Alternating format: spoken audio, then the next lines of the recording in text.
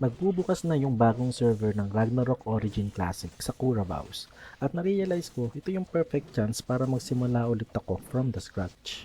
Yo, what's up? Ako si Monday at sa channel na to gusto kong i-document yung progress ko sa Ragnarok Origin Classic.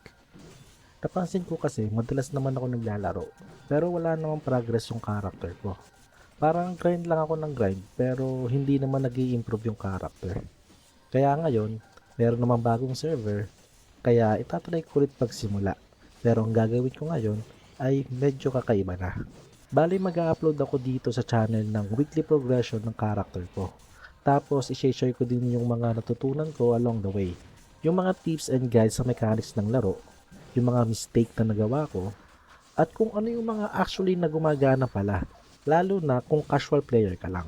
Disclaimer lang, hindi ako expert o veteran sa laro na to. Classic Ragnarok yung nilaro ko noon way back 2002 pa. Although parehas silang Ragnarok game, pero ibang-iba na ang version na to. So technically, aaralin ko na naman ulit siya from the scratch. Pero at the same time, excited na din ako para sa bagong server na to. Yung gagawin ko nga palang character dito ay sniper. Magpo-focus lang ako sa PvE.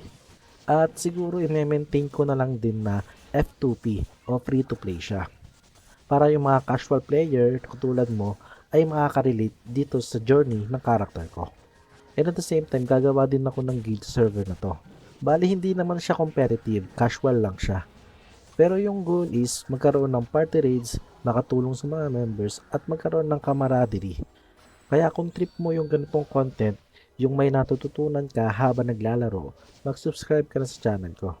Hanggang dito na lang muna, kita-kits sa next video. Paalam.